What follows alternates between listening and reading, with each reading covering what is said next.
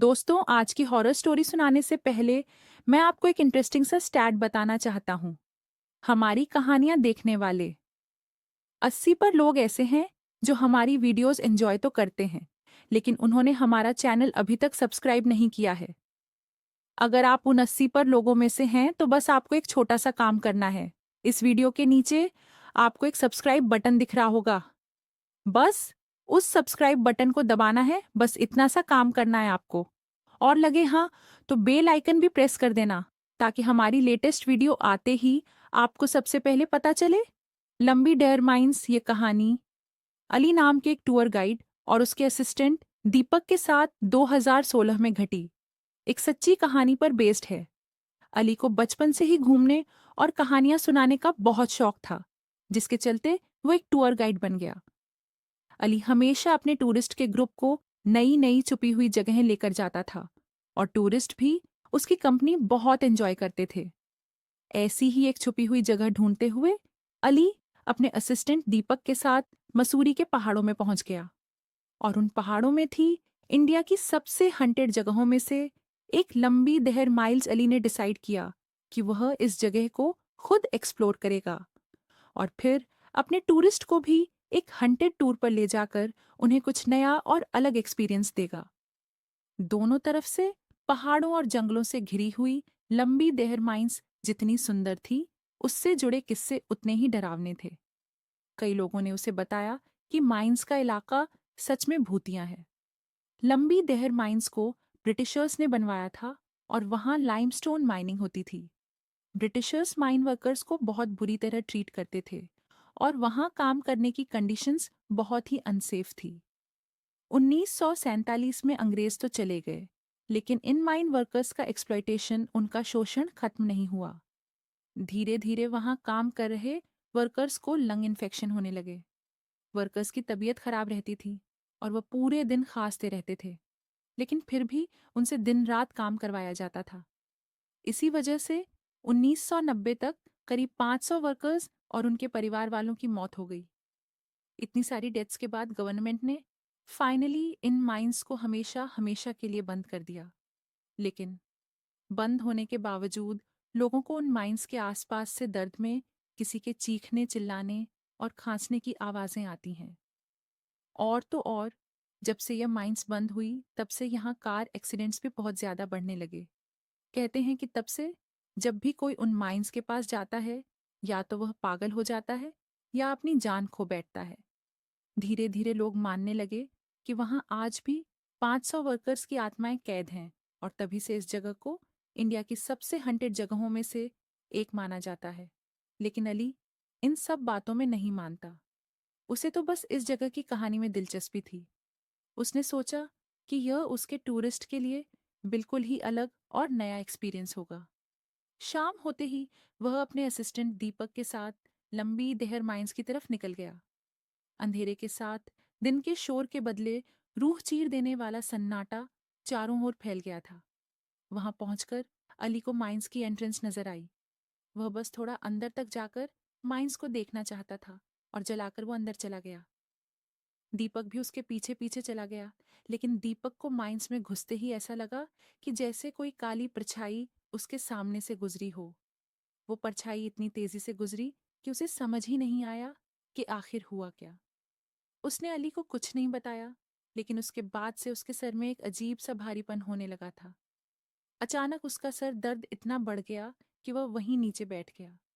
इससे पहले अली दीपक से कुछ पूछता, उसे माइंस के अंदर से जोरों की एक चीख सुनाई दी।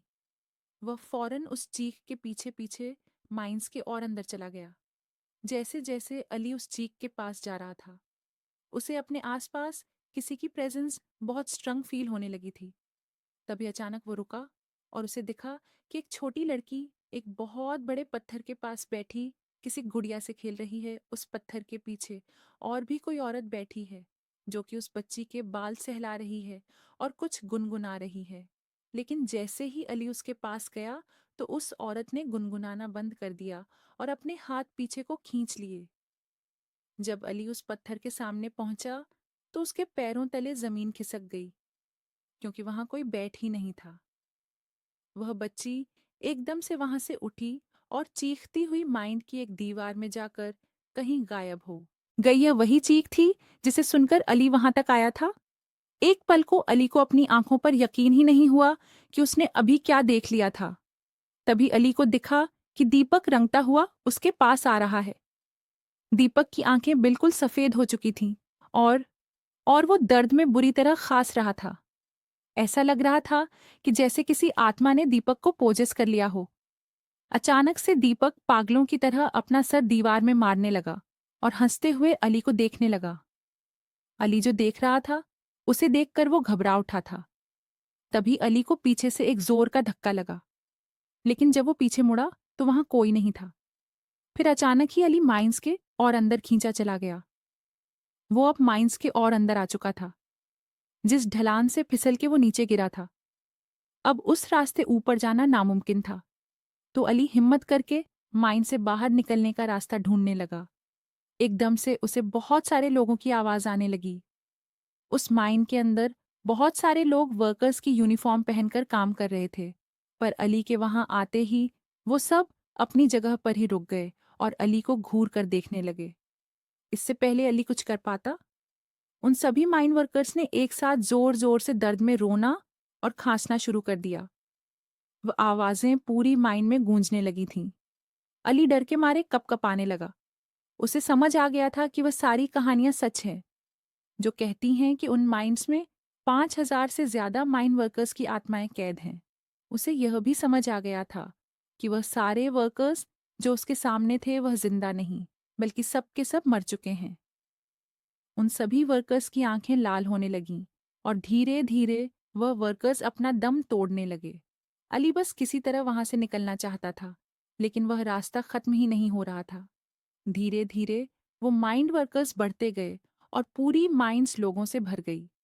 अब वहां अली का भी दम घुटने लगा था। उसे भी खांसी आनी शुरू हो गई थी। देखते ही देखते अली की खांसी और ज्यादा बढ़ गई और उसके मुंह से खून भी आने लगा।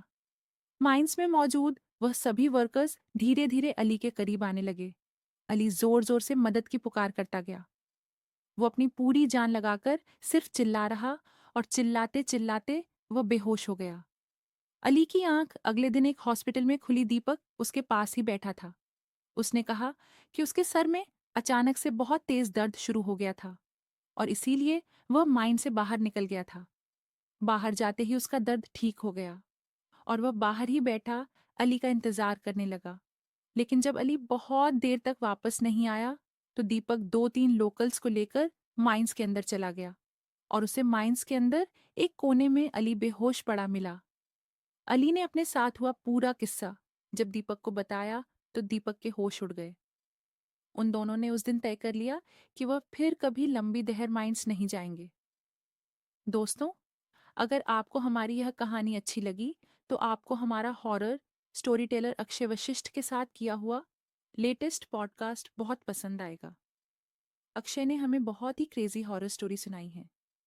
दिल्ली के सेक्टर द्वारका, सेक्टर 9 से काले जादू के दिल दहला देने वाले किस्से तो एंड स्क्रीन पर जल्दी से क्लिक करो और देखो हमारा हॉरर पॉडकास्ट आंखों देखी। और अगर आपको यह वीडियो अच्छी लगी तो हमारा channel horror night video subscribe करना बिल्कुल मत भूलना।